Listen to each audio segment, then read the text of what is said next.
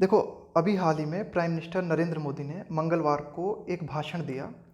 उस भाषण में उन्होंने जो है ये बात कही कि भाई देश का आत्मनिर्भर, सेल्फ रिलायंस, देश का आत्मनिर्भर होना बहुत ज़्यादा ज़रूरी है। तो ये जो भाषण उन्होंने दिया, इसी भाषण के और क्या क्या अर्थ हो सकते हैं, उन्हीं बातों की जो है पड़ताल इस एडिटोरियल में की गई है। लोकल मोटिव, लोकल का मतलब हो गया क्षेत्रीय, और मोटिव का मतलब होता है कोई भी आइडिया, कोई भी थीम, कोई भी प्रधान विचार जो होता है ना, उसको बोलते हैं motive.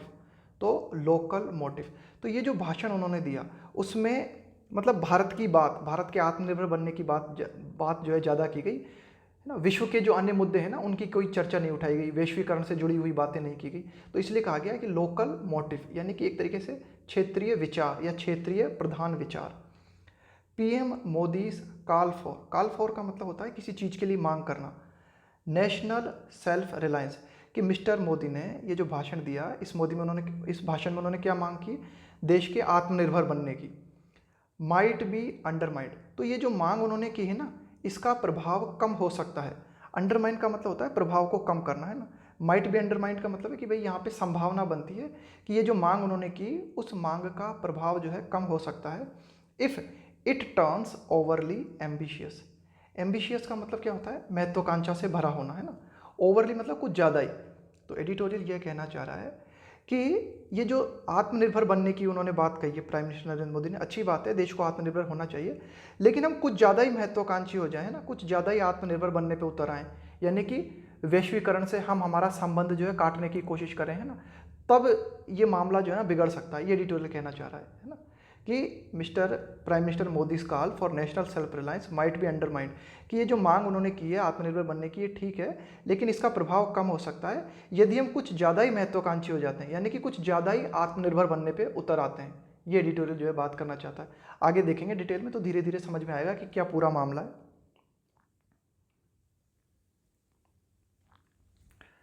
Prime minister Narendra Modi's emphasis on Tuesday, तो ये जो मंगलवार को उन्होंने भाषण दिया, उसमें जो एम्फेसिस, जो जोर उन्होंने दिया है ना, on A renewed drive for a self reliant India. Renewed, renew का मतलब है पुनः किसी चीज़ को नया कर देना, किसी को। ड्राइव, ड्राइव का यहाँ पे मतलब है एक तरीके से an effort to achieve something, मुहिम, कोई प्रयास जो करते हो ना आप किसी चीज़ को पाने के लिए, उसके लिए कहा गया है ड्राइव, ठीक है। दूसरा ड्राइव का आप प्रयोग करते हो, आप किसी चीज़ के लिए डिटर्मिनेशन दिखाते हो ना किसी काम को करने के लिए, तो उसको भी बोलते हैं ड्राइव। तो on A renewed drive for a self reliant India, तो उन्होंने जो बात कही, क्या बात कही, कि भाई दोबारा से जो है एक तरीके से उन्होंने बात कही कि एक अभियान हमें चलाना चाहिए, जिसके माध्यम से हमें क्या करना चाहिए, देश को जो है आत्मनिर्भर बनाने की कोशिश करनी चाहिए, है ना। Is not merely A reaction, यह बात जो उन्होंने कही सिर्फ एक मात्र प्रतिक्रिया नहीं है। मेयरली मतलब मात्र, a reaction to the new global realities, to the new global realities, कि कोरोना वायरस के दौर में कि ये जो नई वैश्विक हकीकत हमारे सामने आई है, इसको एक प्रतिक्रिया नहीं है मात्र। स्पॉन, स्पॉन का मतलब होता है पैदा करना, बाय द कोविड-19 पेंडेमिक। अब देखो इसका मतलब ये हुआ कि भाई कोविड-19 वैश्विक, पेंडेमिक यानी वैश्विक महामारी, कोविड-19 वैश्विक महामारी के द्वारा स्पॉन, स्पॉन का मतलब है पैदा करना, कि कोविड-19 महामारी के द्वारा जो नई वैश्विक रियलिटीज़, जो नई वास्तविकताएं हमारे सामने आई हैं, उनके प्रति प्रतिक्रिया नहीं दी है प्राइम मिनिस्टर नरेंद्र मोदी ने, और भी कुछ है इसका मतलब, है ना। ये एडिटोरियल कहना चाह रहा है कि इंडिया की self reliant India is not merely, कि इंडिया के आत्मनिर्भर बनने की जो बात प्राइम मिनिस्टर नरेंद्र मोदी ने कही है, यह सिर्फ एक प्रतिक्रिया नहीं है कोविड-19 पेंडेमिक के प्रति, है ना। आगे देखते हैं, इट इज़ ए थ्रोबैक, तो क्या है फिर ये मिस्टर मोदी ने जो बात कही है आत्मनिर्भर बनने, it is a throwback. Throwback का मतलब होता है कि पहले जैसा, a person or thing that is similar to an earlier tribe, कि भाई it is a throwback to the nationalist economic policies that India and other newly independent nations followed in the last century. अब देखना, इसको ध्यान देना, it is a throwback, throwback का मतलब होता है पहले जैसा, to the nationalist economic policies, राष्ट्रीय आर्थिक नीतियाँ, that India and other newly independent nation, Bharat और नए, भारत और अन्य जो नए देश हैं ना, जो अभी हाल ही में स्वतंत्र हुए हैं, इन्होंने जो है अनुसरण किया इन द लास्ट सेंचुरीज, कि हमें बीती पिछली शताब्दी में हमें क्या देखने को मिला, भारत ने और कुछ अन्य देशों ने जिन्होंने कि जिनको कि अभी नई नई स्वतंत्रता मिली है, इन्होंने जो आर्थिक नीतियां अपनाई ना, उन्हीं आर्थिक नीतियों का एक तरीके से हम कह सकते हैं कि दोबारा से उसी बात को कहा गया है, उन्हीं आर्थिक नीतियों को। It is a throwback before the high tide of globalization. High tide का मतलब है ऊंची लहर, है ना, बड़ी लहर। Before the high globalization, globalization का मतलब होता है वैश्वीकरण। वैश्वीकरण का मतलब होता है कि भाई मुक्त रूप से, अंतर्राष्ट्रीय रूप से व्यापार को और एक तरीके से सेवाओं के आदान प्रदान को बढ़ावा देना, उसको बोलते हैं ग्लोबलाइजेशन। व्यापार और ये जो सेवाएं हैं ना, इनके आदान प्रदान को वैश्विक रूप पर बढ़ावा देना, उसको बोलते हैं ग्लोबलाइजेशन। कि भाई कम से कम जो है एक देश दूसरे देश पर प्रतिबंध लगाए, व्यापार मुक्त होना चाहिए, सेवाएं, जॉब, सब कुछ खुला होना चाहिए ना। स्वेप्ट ओवर, स्वेप्ट ओवर का मतलब है घेर लेना, है ना, अभिभूत कर देना, छा जाना। तो एडिटोरियल ये कहना चाह रहा है कि बीती पिछली शताब्दी में हमें क्या देखने को मिला कि वैश्वीकरण की लहर ने पूरे विश्व को घेर लिया, है ना। तो उस दौरान कई देशों ने, जिनमें भारत भी शामिल है, जिस प्रकार की आर्थिक नीतियां अपनाई ना, उसी प्रकार की आर्थिक नीतियां ये जो मंगलवार को मिस्टर मोदी ने भाषण दिया उसमें हमें देखने को मिलता है कि भाई उन्हीं आर्थिक नीतियों का दोहराव किया गया, है ना। ये एडिटोरियल कहना चाह रहा है। देखो क्या हुआ कि जब ग्लोबलाइजेशन आया, जब ग्लोबलाइजेशन के बारे में बात की गई या ग्लोबलाइजेशन की लहर जो है पूरे विश्व में आई, तब ये जो अल्प विकसित देश थे ना, जो बेचारे विकास कर रहे थे, इनको डर लगा कि भाई जो विकसित कंट्रीज हैं, है ना, कि जो डेवलप्ड कंट्रीज हैं, तो ये डेवलप्ड कंट्रीज क्या करेंगे, अगर हमने वैश्वीकरण को बढ़ावा दे दिया तो ये डेवलप्ड कंट्रीज जो है छोटे छोटे देशों पर एक तरीके से कब्जा कर लेंगे। कुल मिला के जैसे कि हम देख रहे हैं आज के दौर में, क्या देख रहे हैं, चाइना जो है हर जगह छाया हुआ है, चाइना का माल, है ना, हर जगह छाया हुआ है। तो जो छोटे छोटे उद्योग होते हैं ना, वो पनप नहीं पाते इनके चलते, ये वैश्वीकरण की कुछ हानि होती है। आगे देखते हैं एडिटोरियल और क्या बात करता है कि हिज स्टेटमेंट, कि प्राइम मिनिस्टर नरेंद्र मोदी ने ये जो भाषण दिया, जो स्टेटमेंट उन्होंने दिया, ऑल्सो फोरटेल, फोरटेल का मतलब होता है पहले से किसी के बारे में बताना, पूर्व सूचना देना, ए potential renewal of the swadeshi economic policies, है ना। कि मिस्टर मोदी ने जो भाषण दिया ना, है ना, उसमें इस बात की जो है अंदेशा, उसमें इस बात की पूर्व सूचना मिलती है। किस बात की? पोटेंशियल। पोटेंशियल का मतलब है संभावना। रिन्यूअल मतलब पुनः जो है किसी चीज़ का जो है शुरू हो जाना, पुनः किसी चीज़ का जीवंत हो जाना।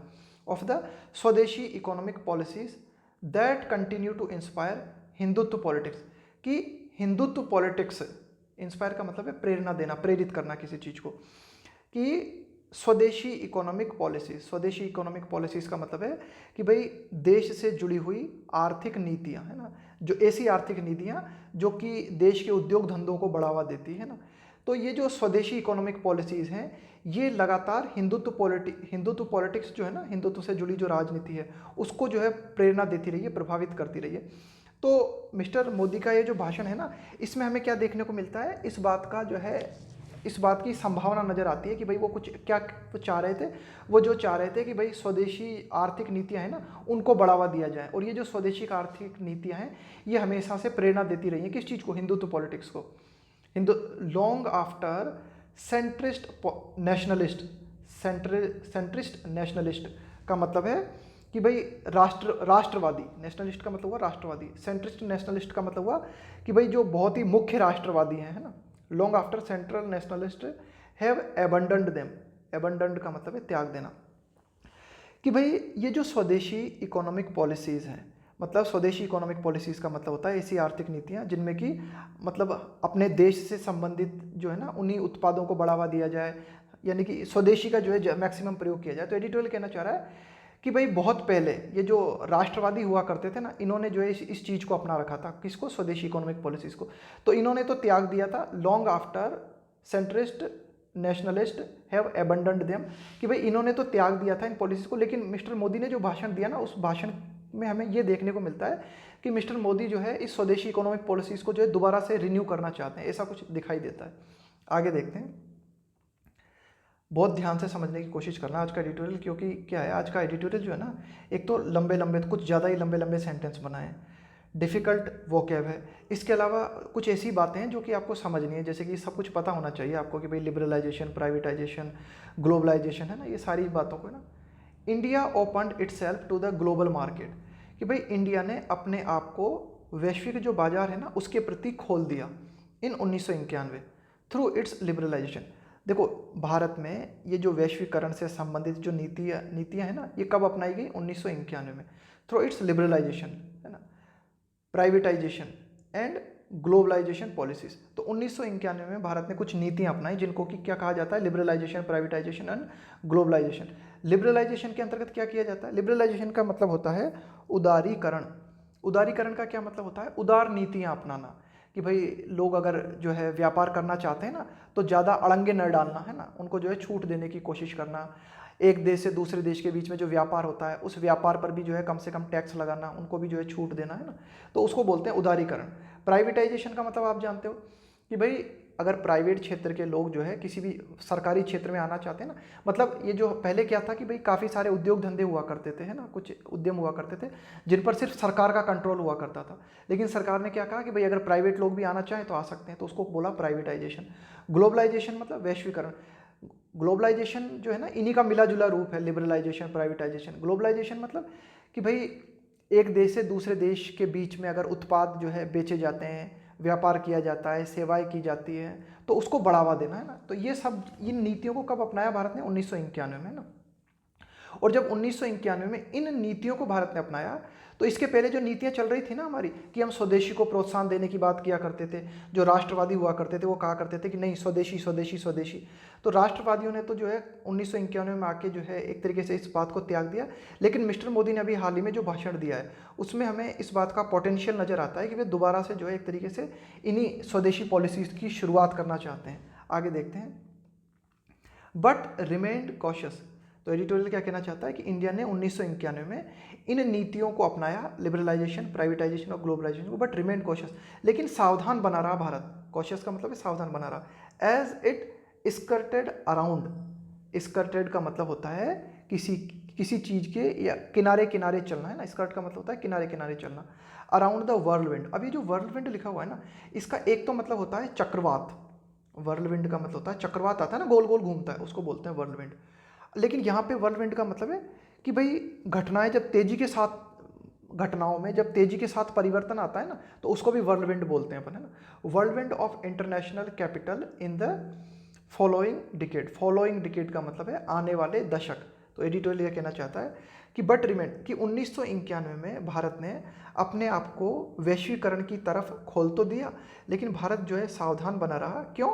As it skirted around the world wind of international capital in the following decade.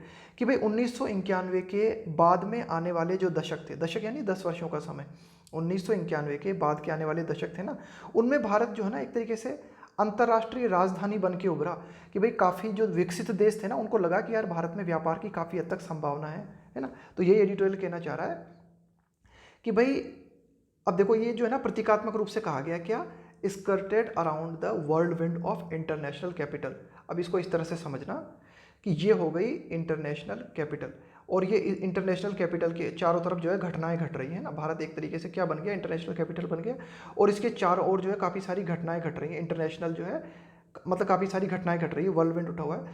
तो भारत जो है ना बिल्कुल किनारे किनारे चलता रहा, इनके बिल्कुल देखता रहा, मतलब बहुत ही सावधान होकर अच्छी तरीके से ना। इस तरह से जो है प्रतीकात्मक रूप में कही गई है ये बात, कि कुल मिला के भारत ने 1991 के बाद में वैश्वीकरण की नीति अपनाने के बाद में जो भी बदलाव आ रहे थे ना पूरे विश्व में, उनको भारत जो है बहुत ही सचेत अवस्था में, बहुत ही जागरूक होकर देखता रहा, बिल्कुल किनारे किनारे, कि भाई ये जो चक्रवात उठ रहा था, ये जो घटनाओं में परिवर्तन आ रहा था ना आने वाले दशकों में, उनको इंडिया बहुत ही सावधानी पूर्वक देख रहा था। इस तरह की बात एडिटोरियल यहाँ कहना चाह रहा है। आगे देखते हैं। This hesitant approach. हेजिटेंट का मतलब होता है संकोच, है ना, संकोच करना। कि भारत ने ये जो मतलब कि भाई वैश्वीकरण की तरफ भारत ने अपने आप को खोल तो दिया, 1991 में वैश्वीकरण की नीति अपना तो ली, लेकिन ऐसा नहीं कि मतलब बिल्कुल खुल के जो है वैश्वीकरण के समर्थन में आ गया, है ना, बिल्कुल डरा डरा, मतलब बहुत ही सोच समझ के एक एक कदम जो है भारत बिल्कुल सोच समझ के उठा रहा था 1991 के बाद में। तो इस तरह का जो एक तरीके से संकोच भरा रवैया था भारत का, this hesitant approach of India often led to का मतलब है कारण बनना, ए क्लेमोर। क्लेमोर का मतलब है एक तरीके से शोर शराबे से भरी हुई जोरदार मांग जो की जाती है ना, उसको बोलते हैं क्लेमोर, जोरदार मांग, है ना। From various vocal quarters for this hesitant approach of India often led to a clamour from various vocal quarters for faster and deeper opening of its economy. अब देखो एडिटोरियल क्या कहना चाह रहा है कि वैश्वीकरण की जब वैश्वीकरण के नियम जो है एक तरीके से उदारीकरण, वैश्वीकरण, प्राइवेटाइजेशन, इनको जब भारत ने अपना लिया, लेकिन फिर भी भारत जो है ना बिल्कुल संकोच के साथ कदम उठा रहा था, धीरे धीरे ना संकोच के साथ। तो ये जो संकोची रवैया था भारत का, ये कारण बना, किस चीज़ का कारण बना? Vocal quarters. वोकल क्वार्टर्स का यहाँ पे मतलब है, वोकल का मतलब है एक तरीके से, वोकल क्वार्टर्स का मतलब है कि काफ़ी सारे लोग थे, काफ़ी सारी कंपनीज थी जिन्होंने जो है विविध, वेरियस का मतलब है विविध, विविध वोकल क्वार्टर्स का मतलब है कि काफ़ी सारे कंपनी थी, काफ़ी सारे लोग थी, है ना, जिन्होंने इस बात की मांग की, किस बात की मांग की, है ना, कि भाई भारत का जो संकोची रवैया था वो कारण बना, किस चीज़ का कारण बना? मांग का कारण बना। कौन, किस बात की मांग और किन लोगों ने की? काफ़ी सारे लोग थे भारत में, काफ़ी सारी कंपनीज थी, उन्होंने जो इस बात की मांग की, किस बात की मांग की? For faster and deeper opening of its economy, कि भाई काफ़ी सारी कंपनीज, काफ़ी सारे लोग ये चाहते थे कि भारत जो है बड़ी तेज़ी के साथ और बड़े गहरे रूप में जो है क्या करे, अपनी अर्थव्यवस्था को खोले, कि भाई भारत जो है जब उदारीकरण, वैश्वीकरण को अपना लिया तो इतना डर डर के क्यों अपना रहा है ना, बिल्कुल खुल के जो है अपनाए। तो काफ़ी सारी कंपनीज थी, काफ़ी सारे लोग थे, उन्होंने इस बात की मांग की ज़बरदस्त रूप से ना। किसी चीज़ के प्रति वोकल होने का मतलब है किसी चीज़ का दमदारी के साथ समर्थन करना, किसी चीज़ की जो है ना दमदारी के साथ मांग करना। क्वार्टर्स का मतलब है यहाँ पे विभिन्न वर्ग, उनके लिए कहा गया। लेकिन ठीक है, काफ़ी सारे लोगों ने जो है मांग उठाई इस बात की, किस बात की मांग उठाई? कि भाई भारत जो है ये अपनी आर्थिक गतिविधियां है ना, इनमें तेजी लाए और अपनी अर्थव्यवस्था को तेजी के साथ खोले। बट इट्स रिलेटिव इंसुलैरिटी, रिलेटिव का मतलब है तुलनात्मक रूप से अगर हम बात करें, इंसुलैरिटी, इंसुलैरिटी का मतलब है संकीर्णता। क्या मतलब होता है इंसुलैरिटी का? कि सिर्फ आप अपने हितों को प्राथमिकता देते हो, उसको बोलते हैं insularity. But it's relative insularity from disruptive global headwinds. अब देखो अभी तो चल ही रहा है वाक्य, पता नहीं कहाँ खत्म होगा, यहाँ जाके खत्म है वाक्य ना, तो आराम आराम से समझ रहे हैं। मैंने कहा ना वाक्य कुछ ज़्यादा बड़े हैं आज के एडिटोरियल में। बट इट्स रिलेटिव इंसुलैरिटी, इंसुलैरिटी का मतलब समझिए आप संकीर्णता, है ना, संकीर्णता मतलब सिर्फ अपने हितों को प्राथमिकता देना। फ्रॉम डिसरप्टिव, डिसरप्टिव का मतलब है, देखो डिसरप्टिव का मतलब है बाधा डालने वाला, हानि पहुंचाने वाला, है ना, उसको बोलते हैं डिसरप्टिव। ग्लोबल हेडविंड, हेडविंड का क्या मतलब होता है? हेडविंड का मतलब होता है प्रतिकूल हवा, यानी कि प्रतिकूल परिस्थिति, है ना, कि भाई आप जिस डायरेक्शन में जा रहे हो ना उसके, तो उस डायरेक्शन के अपोजिट हवा आ रही है, तो उसको बोलते हैं हेडविंड। आपके मुख की तरफ हवा चल रही है, आपके हेड की तरफ हवा चल रही है, तो प्रतिकूल हवा या फिर विपरीत परिस्थिति, उसको हम बोलते हैं headwind. Global headwinds turned out to be helpful. अब देखो एडिटोरियल क्या कहना चाह रहा है, but it's relative insularity from disruptive global headwinds turned out to be helpful several times in the last 3 decade. अब देखो एडिटोरियल क्या कहना चाह रहा है कि काफ़ी सारी कंपनीज थी, उन्होंने तो मांग की, क्या मांग की उन्होंने? कि जबरदस्त रूप से वैश्वीकरण को अपनाया जाना चाहिए, लेकिन भारत ने संकीर्णतावादी रवैया अपनाए रखा। भारत ने जो है अपने हितों को प्राथमिकता दी, भारत जो है खुल के वैश्वीकरण के समर्थन में नहीं उतरा। तो भारत ने ये जो रवैया अपनाया ना, तो बट इट्स रिलेटिव इंसुलरिटी, तो भारत ने ये जो अपना संकीर्णतावादी रवैया अपनाया, क्यों अपनाया भारत ने संकीर्णतावादी रवैया? फ्रॉम डिसरप्टिव ग्लोबल हेडविंड, कि ये जो एक तरीके से वैश्विक प्रतिकूल हवा चल रही थी ना, जो कि नष्ट कर सकती थी, जो कि हानि पहुंचा सकती थी, कि ये वैश्वीकरण की हवा जो चल रही थी ना, ये भारत को नुकसान पहुंचा सकती थी। तो ये जो रवैया भारत ने अपनाया है ना, अपने आप को संकीर्णतावादी रवैया अपनाया ना भारत ने, ये रवैया जो है turned out to be helpful, ये रवैया हेल्पफुल साबित हुआ, है ना, ये रवैया मददगार साबित हुआ सेवरल टाइम्स, कई बार, इन द लास्ट 3 डिकेड्स, पिछले 3 दशक की अगर हम बात करें, पिछले 30 सालों की अगर हम बात करें, तो भारत ने ये जो एक तरीके से संकीर्णतावादी रवैया अपनाया ना, अपने हितों को प्राथमिकता देना और खुलकर जो है वैश्वीकरण न अपनाना, पूरी तरीके से वैश्वीकरण से न जुड़ जाना, तो ये भारत के लिए लाभप्रद रहा। आगे देखते हैं। When mister Modi took over, take over का मतलब है पदभार संभालना, एज प्राइम मिनिस्टर, कि जब मिस्टर मोदी ने प्राइम मिनिस्टर के रूप में पदभार संभाला, there was a renewed cry from global corporation, तो दोबारा से जो है शोर शराबा देखने को मिला हमें। रिन्यूड का मतलब है फिर से, दोबारा से, क्राई का मतलब एक तरीके से शोर शराबा। तो जब मिस्टर मोदी प्रधानमंत्री के रूप में बने, प्रधानमंत्री के रूप में जब इन्होंने पदभार संभाला, तो फिर से एक जो है शोर शराबा हमें देखने को मिला from global corporations. Global corporation का मतलब है वैश्विक निकाय, यानी कि जो बड़ी बड़ी कंपनीज है ना, विश्व की जो बड़ी बड़ी कंपनीज है, इन्होंने प्राइम मिनिस्टर नरेंद्र मोदी से मांग की है ना। एंड फॉरेन गवर्नमेंट्स, और विश्व की जो अन्य देशों की सरकारें हैं, है ना, अन्य जो विदेशों की सरकारें हैं, फॉर बोल्डर रिफॉर्म्स, रिफॉर्म्स का मतलब है सुधार, है ना, बोल्डर रिफॉर्म्स का मतलब है ज़बरदस्त सुधार। तो जब प्राइम मिनिस्टर नरेंद्र मोदी जो है इन्होंने जब अपना पहला कार्यभार संभाला तो विश्व की जो बड़ी बड़ी कंपनीज थी, इसके अलावा विदेशों की जो सरकारें हैं, इन्होंने भारत से मांग की कि साहब आप क्या करो, अपनी जो आर्थिक नीतियाँ इनमें और जो है ज़बरदस्त रूप से सुधार करो और प्राइवेटाइजेशन को, ग्लोबलाइजेशन को और लिबराइजेशन को और ज़्यादा बढ़ावा दो। इफ़ एनीथिंग, अभी देखो इफ़ एनीथिंग का जो हमने प्रयोग किया है ना, तो इफ़ एनीथिंग का मतलब होता है कि अब तक जो हमने बात कही है ना, कि आपने जो बात कही है ना उसी बात में और कुछ ऐड करना चाहते हो आप, इफ़ एनीथिंग है ना, तो इस तरह से ऐड करते हुए और क्या कह सकते हैं हम, ही ट्रेवल्ड द अपोजिट कोर्स। तो विश्व की जो प्रमुख कंपनीज थी या विश्व की विदेशों की जो सरकारें थी, इन्होंने तो मांग की साहब कि आप जो है ज़्यादा से ज़्यादा आर्थिक सुधार करो, लेकिन प्राइम मिनिस्टर नरेंद्र मोदी ने उल्टी चाल चली। He travelled the opposite course, course का मतलब है मार्ग, उन्होंने बिल्कुल अपोजिट रास्ता अपनाया। क्या रास्ता अपनाया मिस्टर मोदी ने? रेजिंग, रेज का मतलब होता है उठाते हुए किसी चीज़ को। फ्रेश ट्रेड बैरियर्स, बैरियर का मतलब है बाधा, व्यापारिक बाधा, ट्रेड बैरियर का मतलब व्यापारिक बाधा। मिस्टर मोदी ने बिल्कुल उल्टा काम किया। क्या काम किया इन्होंने? इन्होंने जो है व्यापारिक बाधाएं खड़ी कर दी नई, है ना, देश में। Raising fresh trade barriers and seeking, seeking मतलब देखते हुए, मांग करते हुए, to strengthen India's manufacturing base, India का ये जो निर्माण क्षेत्र है ना, जहाँ पर चीज़ें निर्मित की जाती हैं, तो उस आधार को जो है मजबूत करने का विचार किया इन्होंने। कि प्राइम मिनिस्टर नरेंद्र मोदी ने ये सोचा कि साहब ये जो हमारे घरेलू उद्योग धंधे हैं, इनको जो है क्या करना चाहिए, इनको सहारा दिया जाना चाहिए, है ना। और इन्होंने क्या किया, जो मांग की थी ना, ये जो बड़ी बड़ी वैश्विक कंपनियां जो है भारत में आने की मांग कर रही थी, है ना, या फिर विदेश की सरकारें जो है भारत से मांग कर रही थी कि भाई आप आर्थिक नीतियों में ढील दो, तो प्राइम मिनिस्टर नरेंद्र मोदी ने इनकी न सुनते हुए बिल्कुल उल्टा रुख अपनाया और इन्होंने क्या किया, जो है व्यापारिक प्रतिबंध लगा दिए।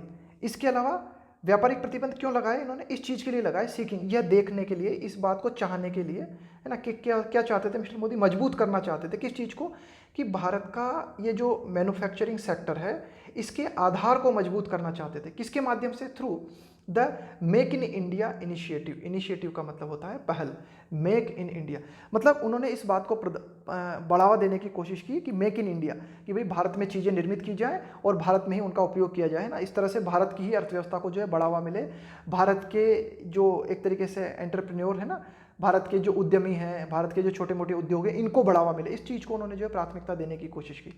आगे देखते हैं। इन डूइंग सो, ऐसा करते हुए, है ना, इन डूइंग सो, ऐसा करने में, ऐसा करते हुए, he has been true to his ideological calling. Ideological calling का मतलब है कि भाई जो उनकी आइडियोलॉजिकल, कि भाई जो उनकी आइडियोलॉजी है ना, जो उनकी विचारधारा है, आइडियोलॉजिकल कॉलिंग का मतलब है कि उनकी विचारधारा जिस चीज़ की मांग करती है, उनकी जो विचारधारा कहती है ना, उस विचारधारा के प्रति वो सच्चे रहे। क्या विचारधारा है मिस्टर मोदी की? उनकी विचारधारा यही तो है ना भाई, स्वदेशी को बढ़ावा दिया जाए, है ना। तो एक तरीके से जब इन्होंने व्यापारिक प्रतिबंध लगा दिए अन्य कंपनीज पर, अन्य अन्य देशों की सरकारों पर, और इन्होंने जो है भारत के जो उद्योग धंधे हैं इनको मजबूत बनाने की बात कही, तो ऐसा करते हुए वह अपनी विचारधारा के प्रति सच्चे रहे, है ना। He has been true to his ideological calling and to his mandates. Mandate का मतलब होता है आदेश, मैंडेट का मतलब होता है आदेश, जनादेश ऑफ 2014 एंड 2019, कि मिस्टर मोदी को जब प्रधानमंत्री के रूप में चुना गया 2014 में और 2019 में। मैंडेट का यहाँ पे आप मतलब समझो जनादेश, यानी कि जनता ने आपको चुना और आपको आदेश दिया कि ठीक है साहब आप जो है सरकार चलाओ। तो जनता ने जो प्राइम मिनिस्टर नरेंद्र मोदी को जो आदेश दिया, तो उस आदेश के प्रति वे जो है सच्चे रहे, और जो उनकी विचारधारा थी, है ना, उस विचारधारा के प्रति वे सच्चे रहे। विच वर नॉट सॉट और वॉन फॉर एक्सपेंडिंग ग्लोबलाइजेशन। अब देखो कि भाई to his mandates of 2014 and 2019, कि मिस्टर मोदी ने जो 2014 और 2019 का चुनाव जीता ना, ये कोई ग्लोबलाइजेशन के मुद्दे पर नहीं जीता उन्होंने ये चुनाव, है ना, वैश्वीकरण के मुद्दे पर नहीं जीता।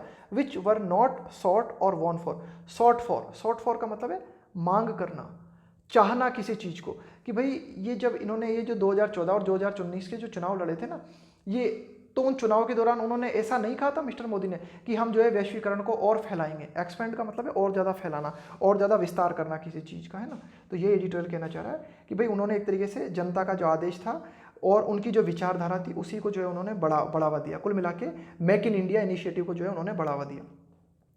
मिस्टर मोदीज पॉलिटिक्स, कि मिस्टर मोदी की जो राजनीति है इनफैक्ट वास्तव में राइड ऑन का मतलब है सवार होना, कि मिस्टर मोदी की जो राजनीति है ना वो इस चीज़ पे सवार है ना, किस चीज़ पे सवार है?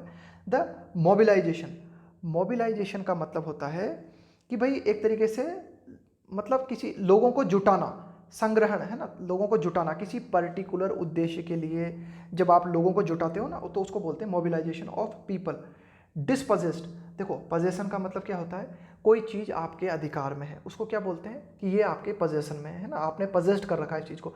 डिस्पोजेस्ड का मतलब है कि एक तरीके से वंचित हो जाना, जो आपके मतलब पास थी ना कोई चीज़ वो खो जाए मतलब, है ना। तो डिस्पोजेस्ड का मतलब है वंचित हालत में होना। एंड एलिनेटेड, एलिनेट का मतलब क्या होता है? एलिनेट का मतलब होता है अलग थलग हो जाना, है ना, उसको बोलते हैं एलिनेटेड, है ना। बाय द रंबलिंग का मतलब है गड़गड़ाहट, मार्च का मतलब है चाल, रफ्तार of globalization, by providing them new targets to vent their anger on, है ना। कुछ बड़े हैं ज़्यादा सेंटेंस। वेंट ऑन का मतलब देखो, तो जो जो शब्द मैं बताया करूँ ना पहले तो उन शब्दों के अर्थ देख लिया करो, इसके बाद टुकड़े टुकड़े में उसको समझने की कोशिश किया करो, इसके बाद में पूरी लाइन को पढ़ने के कर समझने की कोशिश किया करो। वेंट ऑन का मतलब होता है अपनी भावनाओं को निकालना, है ना। देखो ये जो वेंट है ना, इसी ये वेंटिलेटर है ना, एक ही शब्द से बने हुए हैं ये। वेंट का मतलब है आपके अंदर जो भड़ास है ना, जो कुछ भरा हुआ है आपके अंदर उसको बाहर निकालना, उसको बोलते हैं वेंट ऑन, है ना। आपके अंदर जो गुस्सा भरा हुआ है उस गुस्से को बाहर निकालना, है ना। तो मिस्टर मोदी की जो पॉलिटिक्स रही है वो पॉलिटिक्स राजनीति जो है किस चीज़ पर सवार रही है? मिस्टर मोदी क्या कर रहे हैं, क्या करते रहे हैं? लोगों को एकत्रित करते रहे। कैसे लोगों को जो एकत्रित करते रहे? ऐसे लोगों को जो कि वंचित हैं, ऐसे लोगों को जो कि अलग थलग महसूस करते हैं, by the rumbling march of globalization, कि वैश्वीकरण की बढ़ती लहर के चलते जो लोग अपने आप को वंचित महसूस करते हैं, जो लोग अपने आप को अलग थलग महसूस करते हैं, यानी कि वैश्वीकरण के चलते जिन लोगों को ऐसा लगता है ना कि यार हम तो बर्बाद हो गए इस वैश्वीकरण के चक्कर में, है ना, कि भाई चाइना जो है सस्ती वस्तुएं भारत में लेके आ रहा है, अब हम क्या करें यार, हम तो जो है चाइना से सस्ता बना ही नहीं पा रहे माल, तो हमारा तो जो है माल चौपट हो गया। तो कई लोग हैं भारत में जो कि अपने आप को क्या करते हैं, अपने आप को डिस्पोजेस्ड महसूस करते हैं, अपने आप को वंचित महसूस करते हैं, है ना, इस वैश्वीकरण से कदम नहीं मिला पा रहे। रंबलिंग मतलब गड़गड़ाहट करते हुए जो कदम है ना ग्लोबलाइजेशन के, देखो ये प्रतीकात्मक अंदाज में कहा गया है, rumbling march of globalization. Rumbling मतलब गड़गड़ाहट, है ना, रंबलिंग मार्च ऑफ, और मार्च का मतलब है चाल, कि भाई ये जो वैश्वीकरण की गड़गड़ाहट करती हुई चाल है, इसके मारे जो लोग हैं जिनके कि उद्योग धंधे तबाह हो गए, जो अपने आप को वंचित महसूस करते हैं, या फिर जो कि अपने आप को वैश्वीकरण के साथ कदम नहीं मिला पा रहे, अलग थलग महसूस करते हैं, एलिनेटेड महसूस करते हैं, है ना। तो ऐसे लोगों को जो है प्राइम मिनिस्टर नरेंद्र मोदी एकत्रित करने का काम करते हैं अपनी राजनीति के माध्यम से, by providing them new targets to vent their anger on. Mister Modi क्या करते हैं, उनको नए मुद्दे पकड़ा देते हैं कि इस व्यवस्था इससे तो ध्यान हटाओ, बाय प्रोवाइडिंग देम, इन लोगों को जो कि वैश्वीकरण के साथ कदम ताल नहीं कर पा रहे, इन लोगों को मिस्टर मोदी क्या करते हैं, नए नए मुद्दे पकड़ा देते हैं, ताकि उन मुद्दों के माध्यम से ये लोग अपनी भड़ास निकाल सकें, है ना। तो बड़े ही गहरे अर्थों में बात करना चाह रहा है एडिटोरियल, तो आराम आराम से समझे। आगे देखते हैं। ये लगभग आधे घंटा तो हो गया और अभी तक तो सिर्फ जो है हमारा आधा जो है काम सॉल्व हुआ है, यानी कि अभी तो आधा पैराग्राफ सॉल्व हुआ है, आधा बचा हुआ है। आगे देखते हैं। The pandemic brought to the fore, ये जो वैश्विक महामारी है, फोर का मतलब होता है सामने, है ना, के सामने। ब्रॉट टू द फोर का मतलब है कि बिल्कुल सामने ले आना, है ना, किसी चीज़ को, कि ये जो वैश्विक महामारी है ना, एट वंस का मतलब है बिल्कुल एक बार में, कि इस वैश्विक महामारी ने क्या किया, एक झटके में सामने ला दिया किस चीज़ को, द लिमिट्स एंड इनएविटेबिलिटी का मतलब होता है अनिवार्यता, जिससे बचा न जा सके, ऑफ ग्लोबलाइजेशन, कि इस कोरोना वायरस ने हमें बताया कि साहब वैश्वीकरण से आप बच नहीं सकते, वैश्वीकरण तो आपको अपनाना ही पड़ेगा। आप अगर ये कहना चाहो ना कि नहीं साहब हम तो हमारे देश में ही रह के और देश में ही काम करेंगे, देश में ही सारी चीज़ों का उत्पादन होगा और देश में ही सारी सेवाएं, तो ये संभव नहीं है। इस पेंडेमिक ने हमारे सामने ला दिया टू द फोर, क्या, एक बार में, एक झटके में। लिमिट्स का मतलब है कि भाई सीमाएं हैं इस चीज़ की, किस चीज़ की, कि आप जो है बच नहीं सकते। Limits and inevitability of the globalization, वैश्वीकरण की सीमाओं को और वैश्वीकरण की अनिवार्यता को इस पेंडेमिक ने जो है दर्शा दिया, बता दिया। कंट्रीज सच एज, अब देखना ये एडिटोरियल को यहाँ पे दोबारा से देखना क्या एडिटोरियल बात करना चाह रहा है। कंट्रीज वर सडनली वल्नरेबल, इसको इस तरह से पढ़ना इस वाक्य को, कंट्रीज और इसके बाद में सीधा यहाँ पे आओ, कंट्रीज वर सडनली वल्नरेबल, कि काफ़ी सारे देश जो थे वह हमें जो है बिल्कुल चपेट में आते हुए दिखाई दिए, बड़े कमज़ोर होते हुए दिखाई दिए। वल्नरेबल, वल्नरेबल का मतलब होता है बहुत ही ज़्यादा कमज़ोर। कोई भी ऐसा व्यक्ति जो कि आसानी से जो है चपेट में आ जाए, है ना, जिसे आसानी से चोट पहुंचाई जा सके, है ना, तो उसको बोलते हैं वल्नरेबल। कंट्रीज वर सडनली वल्नरेबल, तो काफ़ी सारे जो देश थे अचानक से जो है कमज़ोर हालत में आ गए, अचानक से काफ़ी सारे देश थे वे बिल्कुल चपेट में आ गए। अब देखो countries such as the US, काफ़ी सारे देश जैसे कि अमेरिका, दैट रिलाइड ऑन का मतलब होता है निर्भर होना, भरोसा करना, others for the supply of essential medicines and medical equipment, है ना, country such as US that relied on others for the supply of essential medicine and medical equipment. इस कोरोना वायरस में हमें, कोरोना वायरस के हमें दौर में हमें क्या देखने को मिला, काफ़ी सारे देश जैसे कि अमेरिका है, ये इनकी निर्भरता देखने को मिली हमें किस चीज़ पर। भाई अमेरिका ने, हमने इस कोरोना वायरस में देखा है नहीं देखा कि अमेरिका जो है चाइना से जो है प्रोटेक्टिव इक्विपमेंट जो है आयात कर रहा है ना, कोरोना वायरस से बचने के जो इक्विपमेंट होते हैं ना, मास्क वगैरह है या अन्य प्रोटेक्टिव इक्विपमेंट है, तो चाइना से आयात कर रहा है, नहीं कर रहा है, और लाखों की संख्या में जो है आयात कर रहा है। तो क्या देखने को मिलता है इससे, हमें ये देखने को मिलता है कि वैश्वीकरण से बच नहीं सकते आप, वर सडनली वल्नरेबल, कि ये जो है अचानक इस प्रकार के देश जो है ना वो बिल्कुल चपेट में आते हुए नजर आए हमें, है ना, और ये जो है निर्भर हो गए, मतलब कि जो है दूसरे देशों से मेडिकल इक्विपमेंट खरीदें। ये एडिटोरियल बात करना चाहता है ना। चाइनास अनमैच्ड का मतलब है, इसका तो साफ जवाब ही नहीं है, बिल्कुल अनपैरेलल्ड, है ना। चाइनास अनमैच्ड लेवरेज का मतलब होता है परिस्थिति का फायदा उठाने की क्षमता, है ना, किसी परिस्थिति का फायदा उठाना। तो the China's unmatched leverage in global supply chain कि मतलब भाई चाइना जिस प्रकार से पूर्ति करता है ना, उसका कोई जवाब नहीं है, जबरदस्त रूप से पूर्ति करता है। अगर कहीं भी किसी चीज़ की मांग होती है ना, उसका फायदा उठाता है China. China's unmatched leverage in global supply chain and concern का मतलब है सरोकार, वास्ता, दैट इट में वेपनाइज, और इस बात की चिंता है हमें, है ना, कंसर्न का मतलब इस बात की चिंता है, दैट इट में वेपनाइज का मतलब होता है किसी चीज़ को हथियार की तरह इस्तेमाल करना।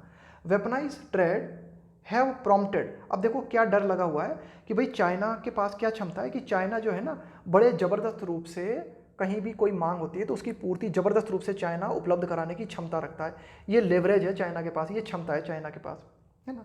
तो इससे हमें क्या एक चिंता बढ़ी है विश्व के देशों में, क्या कि चाइना क्या कर सकता है, चाइना क्या कर सकता है, वेपनाइज ट्रेड, कि चाइना जो है वह व्यापार को हथियार के रूप में इस्तेमाल कर सकता है ना। तो ये जो चिंता बढ़ी है हमारे सामने, है ना, चाइना की क्षमता को देखते हुए चाइना जो है व्यापार को हथियार के रूप में इस्तेमाल कर सकता है, इन चीज़ों को देखते हुए have prompted A renewed global discussion.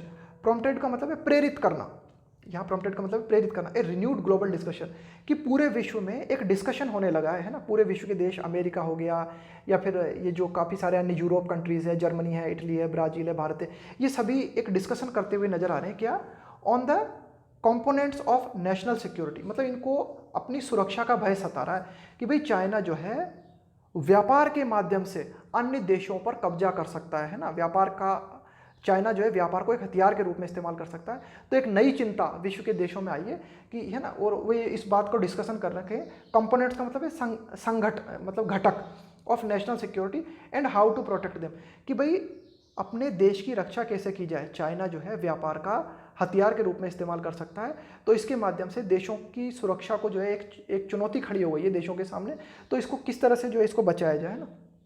आगे देखते हैं कि एट द सेम टाइम, साथ ही साथ, है ना, इसी at the same time this pandemic continues to illustrate how inseparably shared is the future of humanity. इसके साथ ही साथ इस वैश्विक महामारी ने हमें यह भी दिखाया, कंटिन्यू टू इलिस्ट्रेट का मतलब है समझाना, किसी चीज़ का प्रदर्शन करना, है ना, कि इस कोरोना वायरस ने यह भी प्रदर्शित किया कि हाउ इनसेपरेबली का मतलब होता है जिसको अलग नहीं किया जा सकता, shared is the future of humanity, कि मानवता जो है वह इनसेपरेबल है, मानवता जो है वह जुड़ी हुई है, हमारा जो भविष्य है ना मानवता का वह जुड़ा हुआ है, उसको अलग नहीं किया जा सकता, है ना। तो थोड़े से जो है इनडायरेक्ट वे में लिखी हुई है लाइन, है ना, ध्यान से पढ़ना दोबारा से, कि this pandemic continues to illustrate how inseparably shared, कि साहब हमारे जो हित है ना वो जुड़े हुए हैं, हमारा जो मानवता का हित है, भविष्य में जो हमारी मानवता है उसके जो हित है ना वो आपस में जुड़े हुए हैं।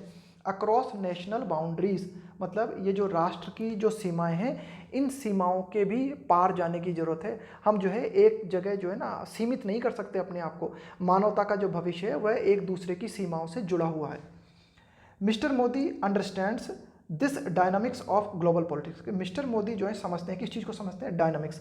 डायनामिक्स का मतलब होता है गत्यात्मकता, है ना, चीज़ों का गतिशील होना, उसको बोलते हैं dynamics of global politics.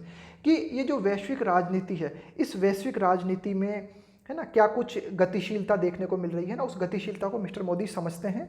And has sought, और मिस्टर मोदी देखते हैं, क्या देखते हैं, क्या चाहते हैं mister Modi? To advance India's interest within an emerging framework. Emerging का मतलब है उभरता हुआ, and sought to advance India's interest. और मिस्टर मोदी क्या चाहते हैं? मिस्टर मोदी चाहते हैं टू एडवांस, आगे बढ़ना चाहते हैं, इंडियाज इंटरेस्ट, कि भारत के जो हित हैं with in an emerging framework, कि वैश्विक स्तर पे, फ्रेमवर्क का मतलब है ढांचा, वैश्विक स्तर पे जो नया उभरता हुआ ढांचा है ना, उसमें भारत के जो हित हैं वे हित बरकरार रहें। तो मिस्टर मोदी जो है ना इसके लिए प्रयास कर रहे हैं। मिस्टर मोदी जो है पूरे विश्व की राजनीति को, विश्व में की राजनीति में जो गतिशीलता देखने को मिलती है उसको ठीक तरह से समझ रहे हैं, और वे भारत के हितों के लिए जो है एक तरीके से प्रयास कर रहे हैं। ये एडिटोरियल यहाँ तक बात करता है ना कि ये जो नया उभरता हुआ वैश्विक राजनीति का ढांचा है, इसमें भारत के हितों की रक्षा कैसे की जाए ना, इसके लिए मिस्टर मोदी जो है देखते हैं। आगे देखते हैं कि he did not repudiate globalization. He didn't repudiate globalization. Repudiate का मतलब होता है अस्वीकार करना, कि भाई ही डिडंट रेपुडिएट ग्लोबलाइजेशन, कि मिस्टर मोदी ने ये जो ग्लोबलाइजेशन है ना इसको अस्वीकार नहीं किया। ऐसा नहीं कहा कि हम जो है वैश्वीकरण के खिलाफ है, नहीं, ऐसा नहीं कहा उन्होंने। पूरी तरीके से वैश्वीकरण को खारिज नहीं किया मिस्टर मोदी ने, but proposed a new syntax for it. Syntax का मतलब है विन्यास, नई संरचना।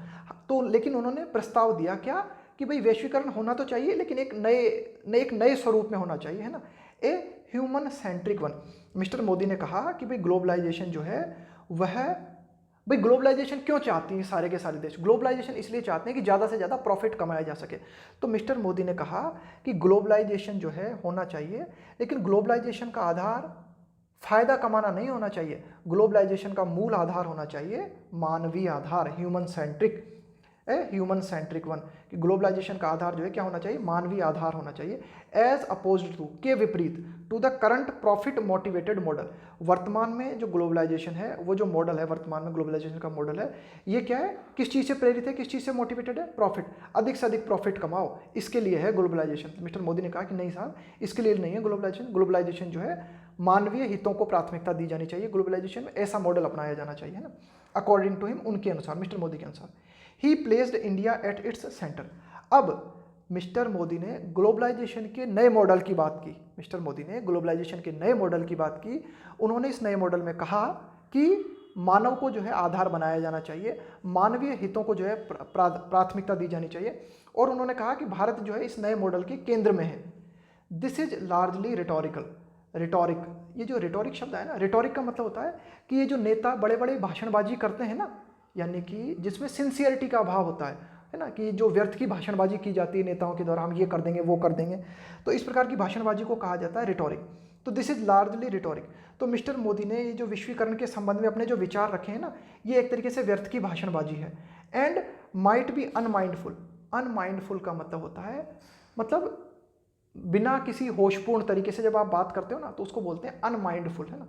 बिना होशपूर्ण तरीके से जब आप बात करते हो तो उसको कहा जाता है unmindful. And might be unmindful of India's limitations. India's limitations, कि भाई भारत की सीमाएं हैं, इंडियाज लिमिटेशंस, है ना। तो एडिटोरियल क्या कहना चाह रहा है कि मिस्टर मोदी ये जो एक अलग ही तरह के ग्लोबलाइजेशन की बात कर रहे हैं ना, तो ये जो उनकी बातें हैं ये क्या है, एक तरह की व्यर्थ की भाषणबाजी है। एंड माइट भी, और इस बात की संभावना बनती है कि गैर होशपूर्ण तरीके से, अनमाइंडफुल का मतलब है ध्यान न देना, है ना, बिल्कुल सोच विचार के न करना, and unmindful of India's limitation. हमें समझना चाहिए कि भारत जो है, भारत के पास जो है सीमित संसाधन है, सीमित ताकत है, भारत की सीमित संसाधन है, तो जो है उनको भी हमें समझना चाहिए, ये एडिटोरियल कहना चाह रहा है। तो इस प्रकार की जो है ये भाषणबाजी जो है उनकी व्यर्थ की भाषणबाजी है, और ये जो है might be unmindful of India's limitation, की भारत की जो सीमितताएं हैं उन सीमितताओं का ध्यान नहीं रखा गया है। आगे देखते हैं, टू द एक्सटेंट, इस सीमा तक। आगे देख क्या लिखा हुआ है, टू द एक्सटेंट का मतलब है इस सीमा तक। That such politics brings sucker, sucker का मतलब होता है राहत, टू द डिसएडवांटेज। डिसएडवांटेज का मतलब है जो कि जिनकी की हालत खराब है, जो कि लाभ की स्थिति में नहीं है, उनको बोला जाता है डिसएडवांटेज, है ना। It is to be welcome, ये डिटेल बात करना चाह रहा है। अब देखो क्या है भाई, वैश्वीकरण के चलते क्या होता है कि जो छोटे और मध्यम दर्जे के उद्योग होते हैं ना, इनको सबसे ज़्यादा हानि पहुंचती है। जो छोटे और मध्यम दर्जे के उद्योग होते हैं इनको जो है सबसे ज़्यादा हानि पहुंचती है। तो मिस्टर मोदी ने ये जो एक तरीके से ग्लोबलाइजेशन के नए मॉडल की बात की है ना, एक तरीके से उन्होंने क्या है कि ये जो वैश्वीकरण का जो मॉडल है ना, अभी तक का जो मॉडल था जिसमें कि प्रॉफिट की बात की जाती है, तो एडिटोरियल ये कहना चाह रहा है कि इस सीमा तक that such politics bring succour to the disadvantage, कि मिस्टर मोदी ने ये नए ग्लोबलाइजेशन की बात की है। तो इस नए ग्लोबलाइजेशन के माध्यम से अगर मिस्टर मोदी चाहते हैं कि भाई जो बेचारे डिसएडवांटेज लोग हैं, जो कि लाभ की स्थिति में नहीं हैं, उनको राहत मिले, अगर ये उनकी मंशा है मिस्टर मोदी की, तब तो बात ठीक है ना, to the extent it is to be welcome, तब तो ये स्वागतपूर्ण है, तब तो ये बात जो है स्वागत योग्य। If this is only a facade, facade का मतलब होता है मुखौटा, मुखौटा का मतलब क्या होता है, आपके मन में तो कुछ और है लेकिन दिखा कुछ और रहे हो, उसको बोलते हैं facade. If this is only a facade for majoritarianism, majoritarianism का मतलब होता है मेजोरिटी की ओर होना, ज़्यादा लोग जिस बात को कहते हैं अगर आप भी उसी बात को कहते हो तो इसका मतलब क्या हुआ, आप मेजोरिटारियनिज्म का समर्थन करते हो। और ऑथोरिटारियनिज्म, ऑथोरिटारियनिज्म का मतलब क्या होता है, अधिनायकवाद, अधिनायकवाद का मतलब क्या होता है कि आप पूरी तरीके से अपना कंट्रोल जब रखते हो ना, उसको बोलते हैं ऑथोरिटारियनिज्म। जैसे कि हिटलर जो था ना, उसने क्या किया, ऑथोरिटारियनिज्म को बढ़ावा दिया, है ना। एक व्यक्ति पूरी तरीके से लोगों को जब कंट्रोल करता है तो उसको बोलते हैं ऑथोरिटारियनिज्म, है ना। तो एडिटोरियल ये कहना चाहता है कि अगर मिस्टर मोदी की मंशा है कि भाई इस नए ग्लोबलाइजेशन का ये जो उनका एक तरीके से सिंटैक्स है, नया जो मॉडल है, अगर वे चाहते हैं इसके माध्यम से जो लोग लाभ की स्थिति में नहीं है, जिन लोगों को नुकसान पहुंच रहा है ग्लोबलाइजेशन के, उनको अगर राहत मिले, तब तक तो वहाँ तक तो उनकी बात समझ में आती है। लेकिन अगर ये सिर्फ मुखौटा है कि मिस्टर मोदी क्या करना चाहते हैं, मेजोरिटी को देख के जो है अपना कदम उठाना चाहते हैं, या फिर अथॉरिटारियनिज्म को बढ़ावा देना चाहते हैं, अगर मिस्टर मोदी के मन में कुछ और है तो it will bring more harm to the same people, तो इससे उन लोगों को ही ज़्यादा हानि पहुंचेगी that this approach profess to protect.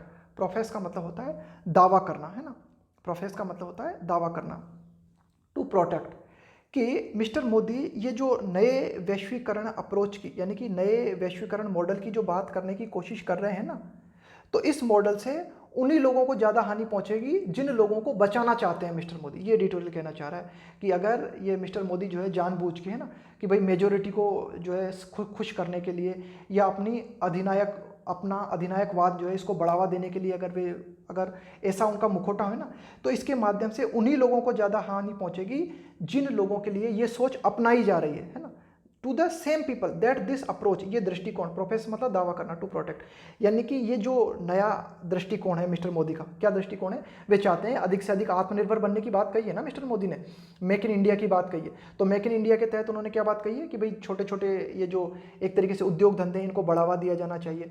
तो अगर मिस्टर मोदी चाहते हैं, अगर उन्होंने ये सोच के रखा हुआ है कि भाई हाँ वास्तव में इन लोगों को हानि पहुंच रही है, इन लोगों को कुछ राहत मिले, है ना, इसलिए अगर वे मेक इन इंडिया चाहते हैं तब तो ठीक है।